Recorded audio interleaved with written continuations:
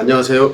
무사 이승희 세무사입니다. 오늘은 상속과 세금에 대해서 말씀드리겠습니다.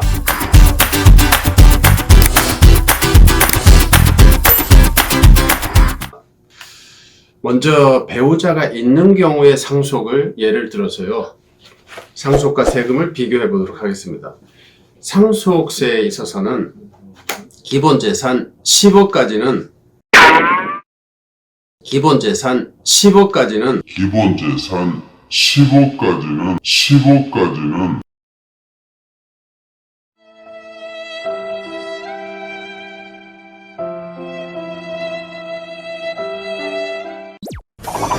최대 공제 10억이 가능하기 때문에 세금은 빵입니다. 그리고 상속재산 20억 정도 하시면은 2억 4천, 30억은 6억, 40억은 10억, 50억은 10억 4천 이렇게 해서 세금이 어바웃으로 나오겠습니다. 30억 정도에서 실효세율이 20%가 되고요. 40억이 25%, 50억이 10억 4천이니까 실효세율이 50억부터 30% 부담이 되겠습니다.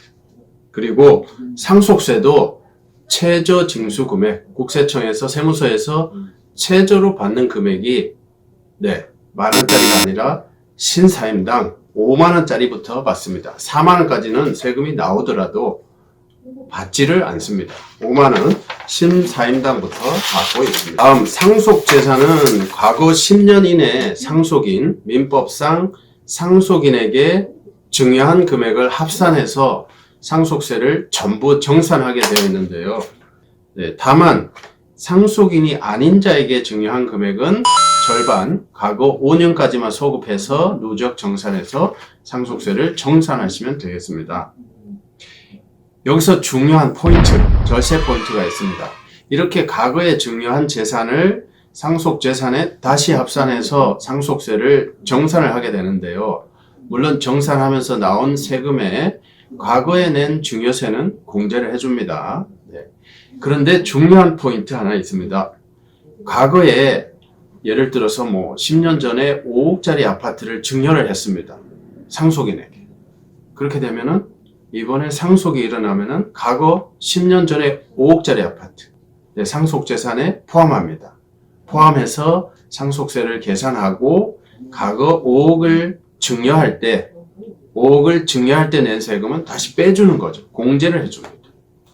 그러면 여기서 합산할 때 합산하는 금액은 어떻게 될까요? 과거 증여한 금액 5억일까요? 아니면 지금 시세가 많이 올라서 예를 들어서 20억이라고 쳐요. 20억. 요즘에 아파트 시세가 많이 올랐지 않습니까? 20억이 됐어요. 그럼 20억을 합산할까요? 과거 증여한 5억을 합산할까요? 차액이 무려 15억이나 되기 때문에 어떤 금액이 들어가느냐에 따라서 상속세 세금 차이가 엄청날 겁니다. 어떤 금액일까요? 5억이 들어갑니다.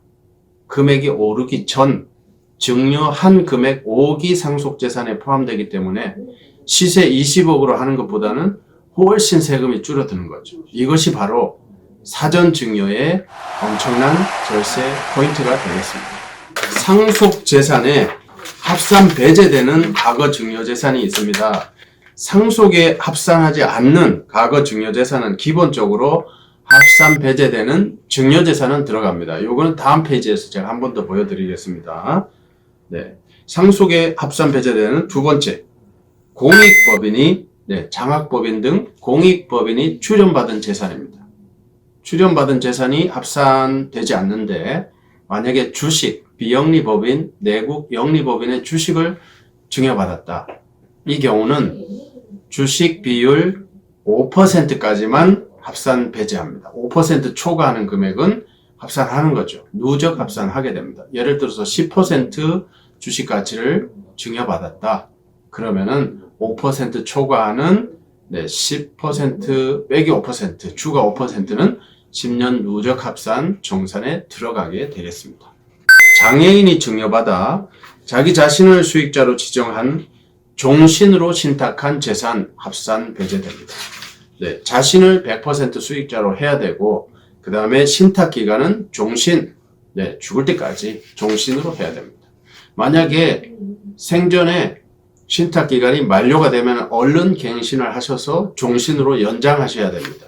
그렇게 하셔야 상속재산에서 합산되지 않게 되겠습니다. 미성년자 등에 대한 재산가치 상승분입니다. 이것은 어떤 의미냐? 미성년자 등에게 가령 예금을 5억을 증여하고 주식 투자를 시작하는 겁니다.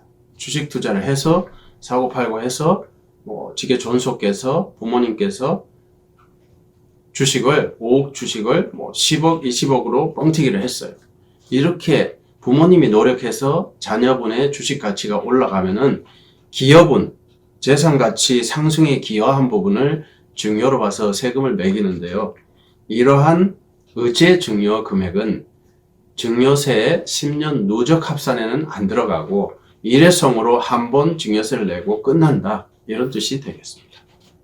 그 다음 전환사채라고 있습니다. 전환사채. 이것도 자금 조달의 한 수단이지 않습니까? 컨버터블 번드, 그래서 전환사채인데 발행할 당시에는 채권입니다. 채권. 원금이 있고 일정 기간마다 이자를 주는 거죠.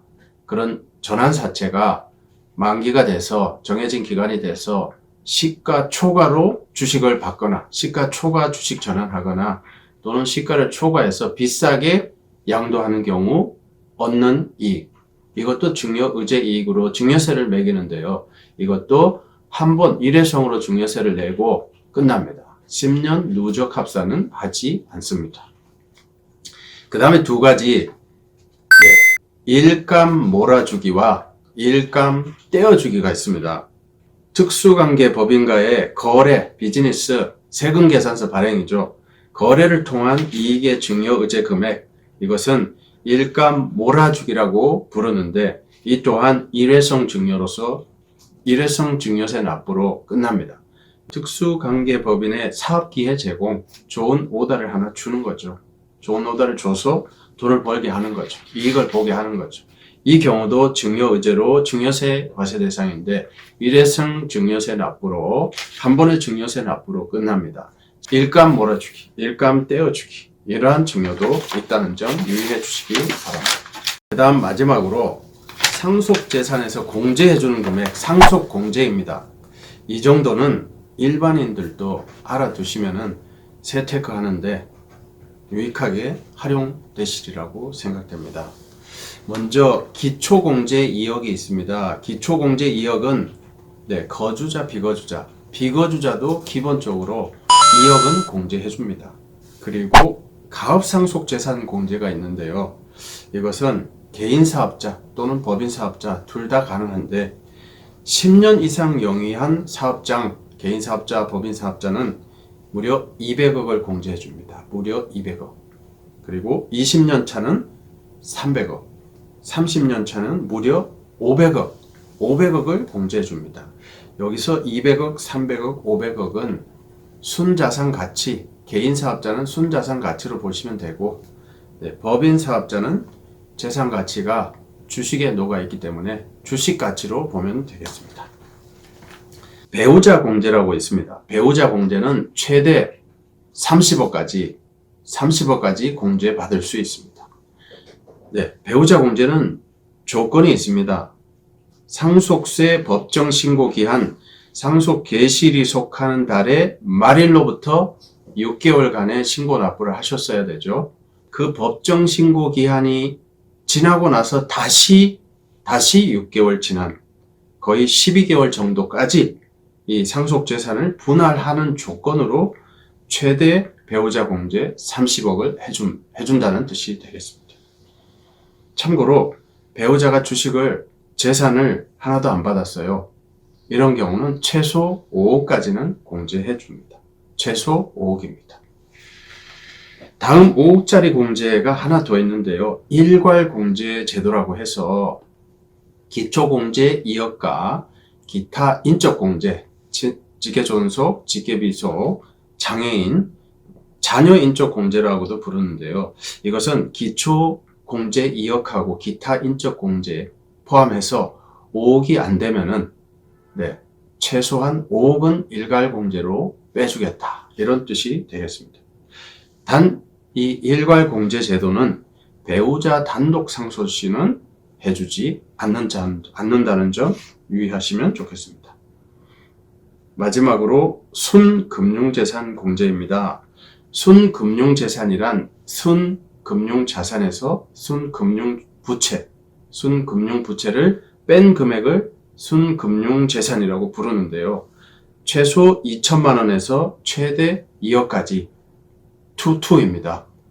최대 주주의 주식이나 타인 명의의 금융자산은 순금융재산에서 제외한다는 점도 참고해 주시면 좋겠습니다.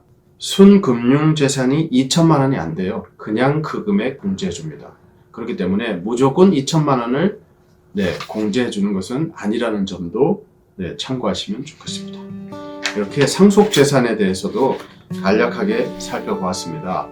감사합니다.